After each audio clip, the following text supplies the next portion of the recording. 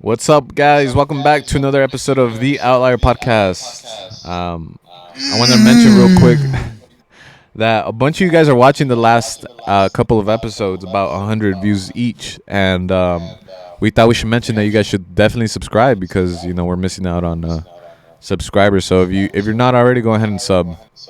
You're doing yourself a favor. Everybody there's 60% of y'all not subscribing. Yeah. If y'all subscribe, you won't miss any of this fire ass content. That's all I'm saying. Yeah. All right, guys. Well, let's get right into the Would You Rather. Oh, by the way, Juan Lazardi said he wants longer podcasts, so maybe we'll end up doing that. As for this one, I think I'm gonna keep it nice and short. Just simply, I don't know if you guys could tell, I'm feeling under the weather a little bit, but not too bad. I just don't want to. Yeah. Yeah. Anyways, the Would You Rather comes from Lynn Lee. She says, "Would you rather go back in time and fix all of the mistakes you've made, or go to the future and stop new mistakes you will make?" For me, Go ahead. for me, I wouldn't do either. But going to my head, if I had to pick, I would pick mistakes in the future because I feel that a lot of mistakes that I've made in my past have all been great lessons that have taught me to obviously not repeat them again. So it's like valuable lessons that I think I needed. So yeah. Yeah, and then if you erase those, you eventually will either you'll fight stronger struggles later on in life because you didn't handle them as small little things, right? And eventually they're gonna overcome you, and they're gonna be harder to overcome later on in the future. So if I had to pick between two, I would go with the future ones, but just like you, I would go with neither. I think there's life is your best teacher, right? I don't think anything else can teach. Nothing can teach you like life can. So Yeah. yeah. Good question. Thanks, Lee. Anybody else that wants to do Would You Rather, wants us to answer the questions, make sure you leave it down in the comments. Yeah, let us know what you guys would pick as well. We're interested to see what you guys would rather pick. The first topic is the VP for Argentina survives an assassination attempt. So That's crazy. this was a little bit ago. I feel like it's something that people are not too aware of for some reason. Like I asked you about it, you say you didn't hear about it.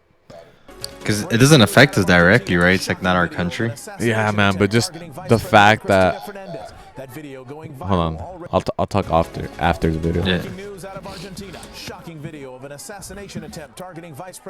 Boom. As you see, the gun misfires point blank in her face. Fernandez greeting supporters as she returned to her home in Buenos Aires when a man with a gun stepped forward. Look at that. The weapon right at her head. How lucky is she, man? He literally point blank pulled the trigger in the face and it just didn't go off. Obviously, the guy got his ass beat and they took him on to jail and he's gonna do time, obviously. But man, that's fucking crazy that people still try to assassinate. Yeah, other bro. figures.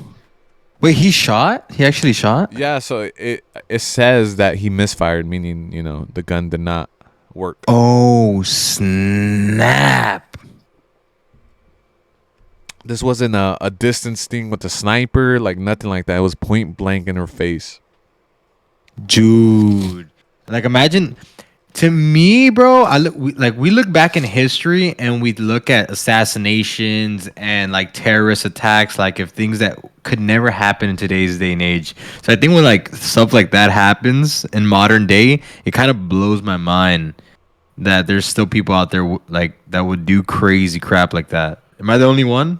No, yeah, that completely shocks me that people still want to go after people they disagree with and kill them over it. Obviously, this guy was not a fan of her and just wanted her gone. That simple, just wanted to kill her. That's an illness, right? When somebody else doesn't believe what you believe in and you grow a hatred that much that you want to kill somebody for it, that's kind of what religion, the evils of religion has done, right? It's caused wars because of, what people believe and all this kind of stuff. People they would rather die or kill for what they believe in rather than trying to understand what other people believe or accept the fact that not everybody's going to believe the way they do. It's so weird. Yeah, it's that whole cult mentality. You know. But yeah, man, that's crazy. The fact that she survived, she's super lucky. Like, he obviously, if he had a better gun, maybe if he cleaned his gun better, I don't know shit about firearms, but if he was more prepared, he would have peeled her muffin cap back blue. Oh yeah, bro. And it would have been on video. Think about that, just her fucking head exploding on video. Yeah, obviously, I don't know. I think that's a huge problem that this guy could get that close. Like, how are they not? I don't know. I don't know. Yeah, You need a better team. Yeah, but yeah, I agree. Yeah, because they're just like all like right About next to to her, right, hug coming her, out of the yeah, car. yeah. That's So crazy, weird. man. Our next topic is also about death, but also about life. You'll see what I mean in one second. I don't know what type of segue that is, but No, it'll make sense right now. So this 3-year-old from Mexico, wakes up at her own funeral and later dies. okay, explain though, because so she was in her casket. Because you kind of mentioned this, but you didn't go into detail. Yeah. So basically, she was believed to be dead. I'm guessing this is in the part. This is in the part of Mexico where the medicine and stuff like that isn't that great. They believe more in traditional stuff, right? Like, There's a lot that's of what I'm places guessing. like that in Mexico where they're just not modernized. Like they're very tribal. Yeah. So that's what I'm assuming, right? So she was pronounced dead, and of course, they have like this funeral for her, and in the middle of her funeral, she wakes up, terrified, and they realize that she's alive, and obviously they try to get her help and attention, but it was too late. She was already on the brink of dying, so she ended up actually dying. So, yeah. Imagine showing up to your own funeral. Imagine like waking up and then looking around you and everyone's just crying, like looking at you, and you're just like, "Am I dead?" Like she probably in her head thought she was dead, right? When she woke up, she was like, "Oh, I'm dead. I'm like floating outside of my body." But Yeah. little did she know she's actually alive. No, yeah, that's kind of crazy. That's another thing that's like, what? That still happens nowadays? Because that was a thing, right? Back in the day where Yeah, yeah. the technology wasn't advanced enough to truly determine if somebody was dead or not. And I don't know if this is true, but they ended up they started putting like bell strings in the caskets just in case the person was alive.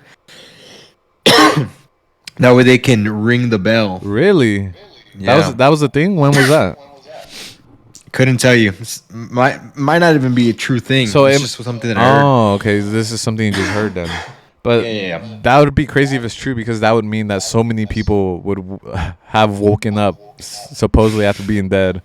That they were like, okay, we got to put like an alarm system to kind of. And that's why we're talking about this on my stream last night.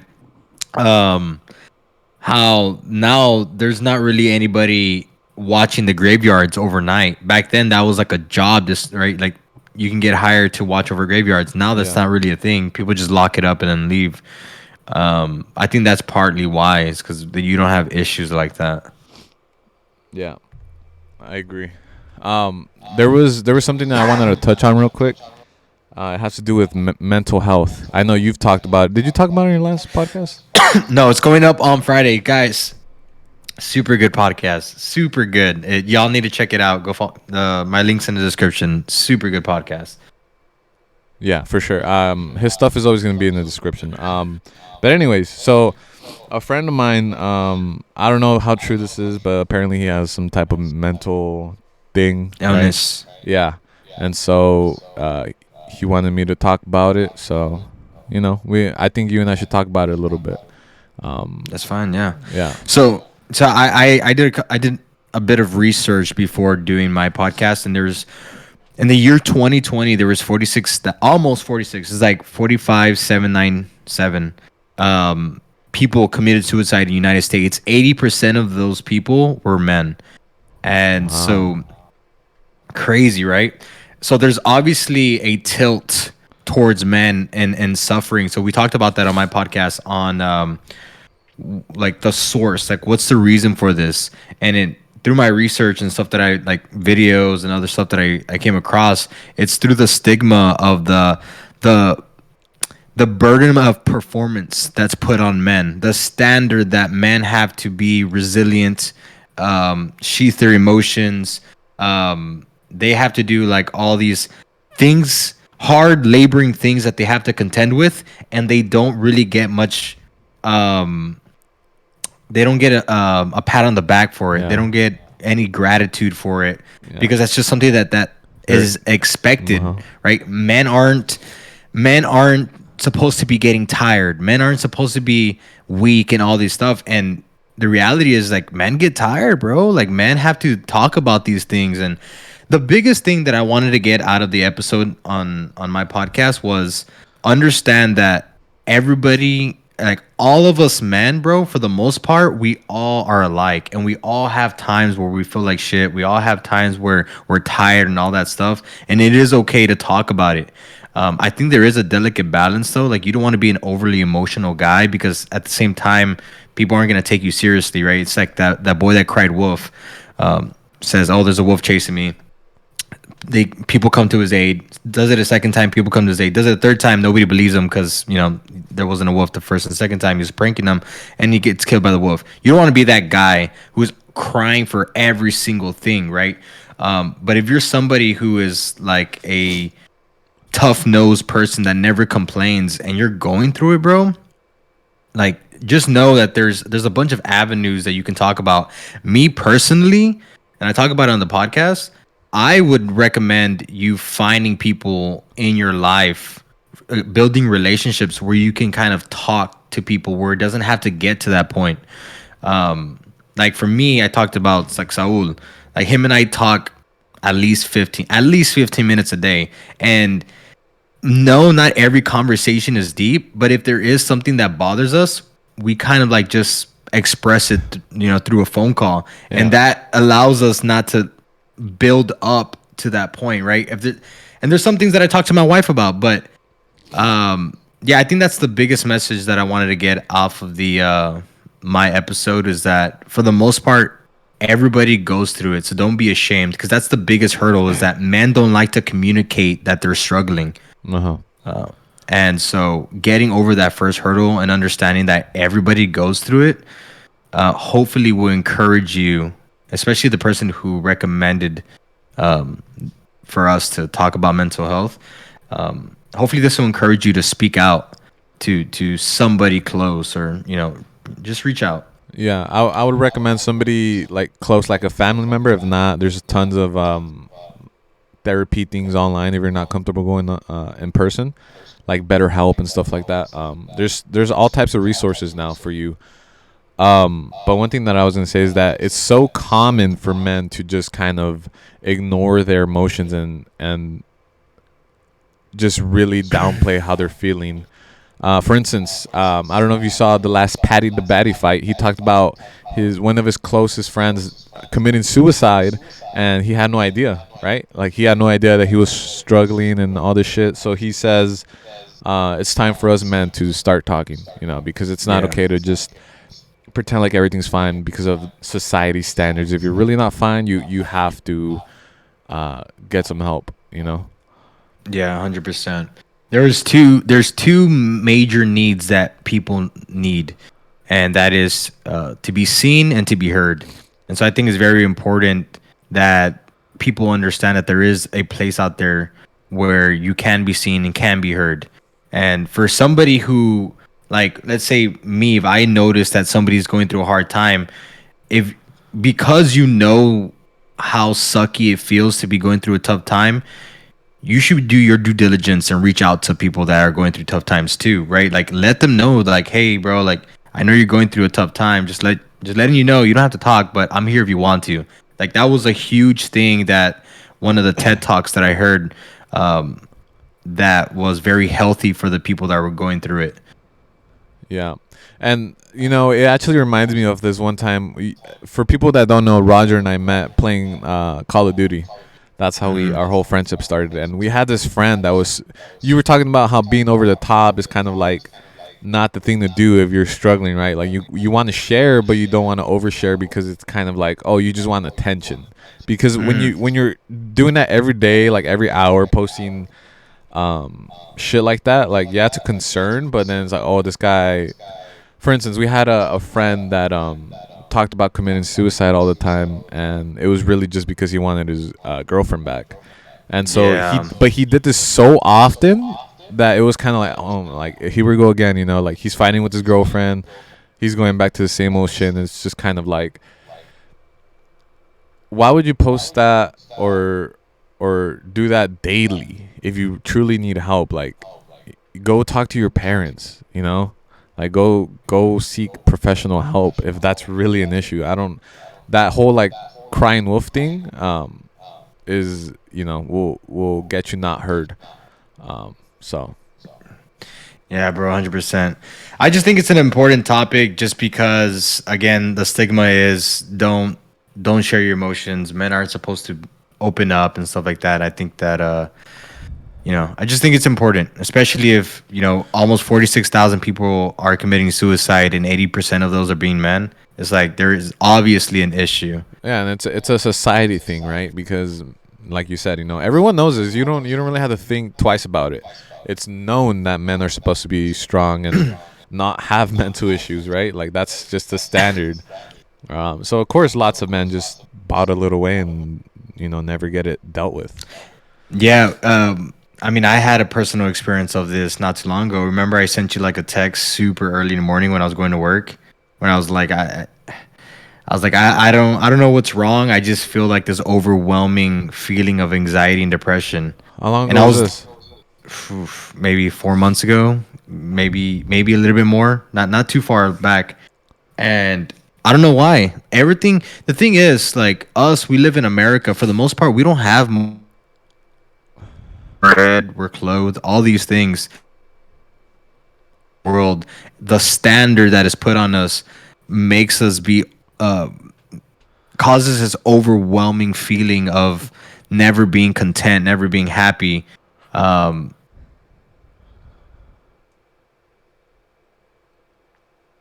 I don't know what triggered it, but I was driving to work and I just started crying. Like I couldn't explain it. Like I don't know. There was nothing really wrong with my life. My relationship, my marriage with my wife is fine.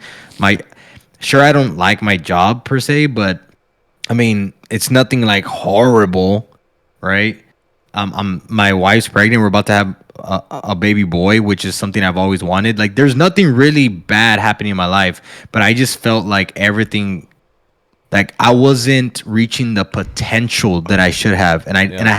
had to take a step back and realize like, hey man, like you're you have to take it step by step, right? Like stop overwhelming yourself. Like you've gotten very far, a lot further than what other people have thought about you, and from when you were a kid. I had that conversation with myself. It's like you're very well off, more than what you think, and you're gonna be just fine. And I sent you a text. I sent my wife a text, and I made sure y'all knew I was okay. But I just needed to tell somebody in that moment because I just didn't want to bottle it in because I know and I've dealt with depression, anxiety before. When I was a kid, I was diagnosed with separation anxiety when my parents got divorced. So I struggled with that as a kid. But yeah. Yeah, for sure. Just the simple thing of letting someone know, even if they don't really do anything, will do wonders for you. Like just to feel like you're not alone, or someone read your text. Like, oh, you know, someone knows. They know. That could do wonders for you for sure. But yeah, I encourage everyone to.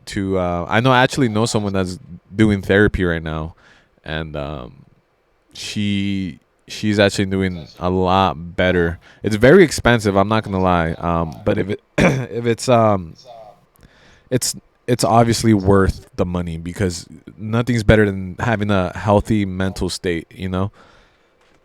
Yeah, mental health is far more important than physical health. Yeah. Because I don't care how physically able you are, it does not matter if you're not mentally correct. If you have a mental illness, none of that matters. We talked about it on the phone about Stephen Hawking's, right? Yeah.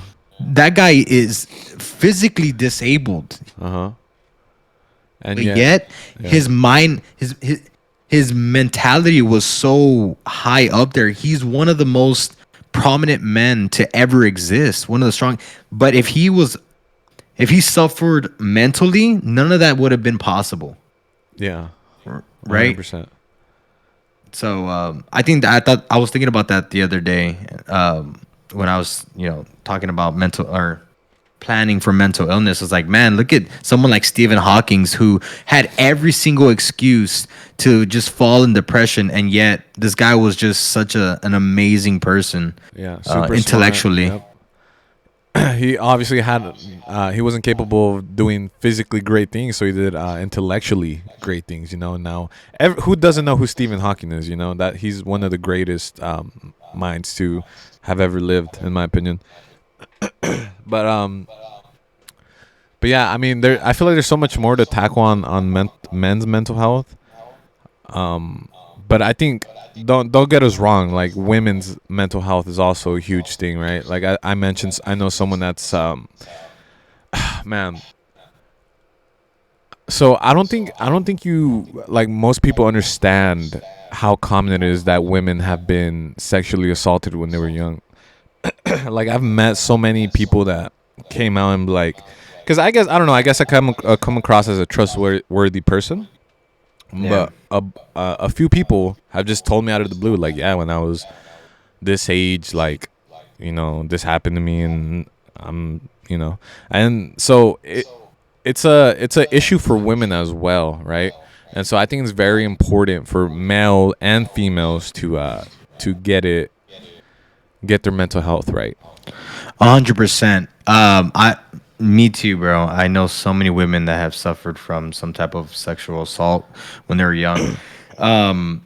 Yes, I talk about that on the podcast too. Like, I don't want to degrade women's mental health too, because women go through a lot of crap, bro. Like, just think about it on a monthly basis. They have a menstrual cycle that men don't have to deal with. Their hormones are always off, like trying to regulate themselves. Like, we don't have to deal with stuff like that. We don't have to deal with a 9-month pregnancy and postpartum and all these things. Like, women go through a bunch of crap.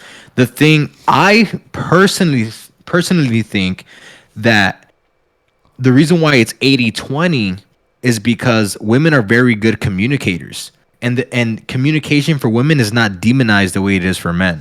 Yeah, it's accepted. um it's accepted, right? And so I feel like it could be even be like 50-50. Like, people go through depression and anxiety, but women are just way better at communicating it because it's not demonized. It's actually people won't give females any scrutiny for coming out about their mental health. If anything, they're praised. That could be men too, though, if it's done strategically. So that's why I talked about earlier about communication. I think for men is the biggest hurdle to jump across, is learning that you can talk about it. Yeah, for sure. You can talk about it, but in little bursts, right? You want to get it out off of your chest while it's fresh, because you don't want to let it build up and then you explode on someone and they're like, whoa, like, that's why it's so important to talk about what's going on right now. That way it doesn't build up and you don't just have this fucking crazy mental episode where 80% of these guys end up taking their life because they never talked about the shit that's bothering them. And a lot of people don't understand. You talked about how you feel like you're better off than what a lot of people expected of you, and you're not doing so bad, right? There's so many people in our age group right now that feel exactly the same way that you do, in that 20 to 30-year-old range. They feel, because obviously you see all these people on Instagram that are the same age as us, and they're fucking all successful. They have Lamborghinis, they have their own business, they have their own line of this, like. So it's kind of like, man, like, all these, in your perception is like, all these people are so much better off than me, and I'm not really doing shit. But the reality is that that's like 1% of the population, right? The reality is that people like you and I are thinking about shit like that constantly. It's like, I'm not doing enough, I'm not where I need to be.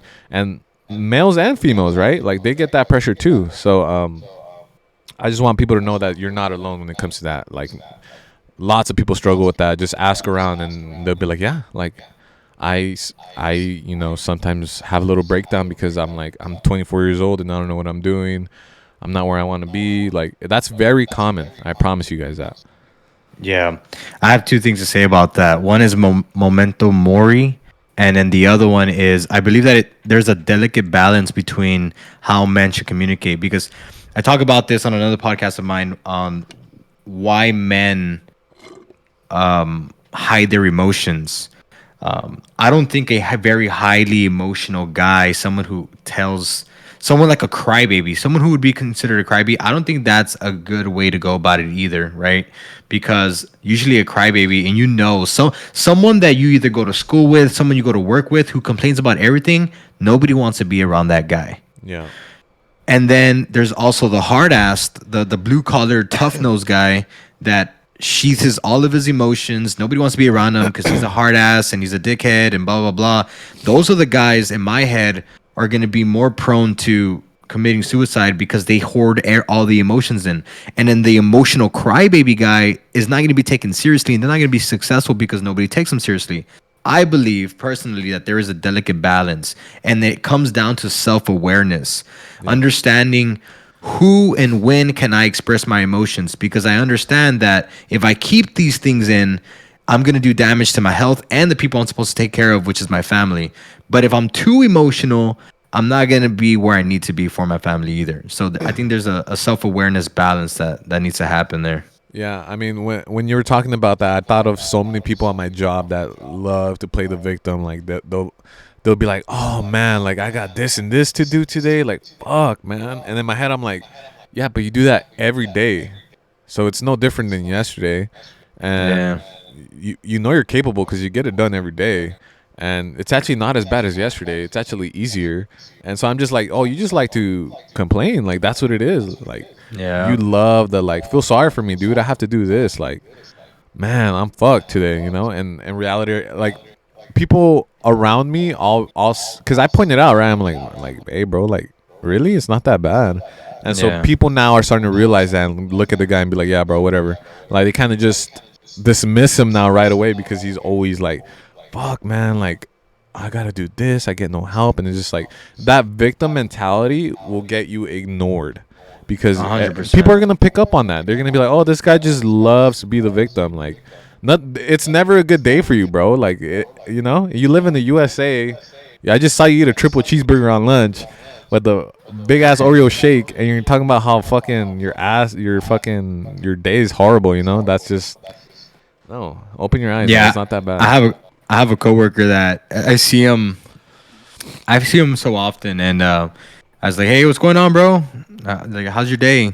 Same shit, and it's like, like I don't even want to listen to him. Like now, I don't even say hi to the guy. Yeah. But another thing, like you were talking about, like expectations and looking at what people post on social media. I've been studying the Stoic philosophers, and I'm reading a book right now about it. And Marcus Aurelius has this mantra of memento mori, and basically means that remember the saying means remember that we all die, right? So all these things, all these materialistic things that people glorify, all these all this stuff that people post on social media, what people tell you, understand that we're all gonna end up 6 feet deep, And that's all gonna be gone. Yep. Exactly. So, the ideology behind it is make sure to take the time to take a step back and appreciate what you got in the moment. Because if you keep worrying about what other people have and what you want in the future, you're never gonna be happy. And at the end of the day, you're gonna die unhappy, just like everybody else. Yeah. There's a certain art to enjoying what you have and not being complacent, right? Like, oh man, like I like my house, but I want a bigger house. I love this house. It's beautiful. It's mine. I get to call it mine. But you know what? My goal is to get a even bigger house someday, right? There's nothing wrong with that. And that's what people struggle to do, is to look at your situation and be like, I'm doing okay. It's not that bad. But that doesn't mean I don't want to do better. There's a balance that you have to set within yourself that lots of people don't do. Yeah, I agree, bro. It's a good conversation. Yeah. Well, with that being said, guys, I think we're gonna end it right here. Just as honestly, just a slight touch on mental health. There's so many other things that we could talk about relating to mental health, but we just kind of wanted to dip the toe in the water, you know. It's But yeah, cold in that pool. we just hit 30 minutes, guys. So again, if you're not subbed, go ahead and subscribe. As always, we appreciate every single one of you, every 100 of you. A slight flex. And yeah, comment the would you rather. His episode in on mental health is going to be in the description as well, as well as the hotline number and men's mental health .com. So I'll put that on the description if you're interested. And yeah, that's it. Anything else? Guys, we'll see y'all next week. All right, cool. Thank you guys so much for watching. We'll catch you guys next week. Peace.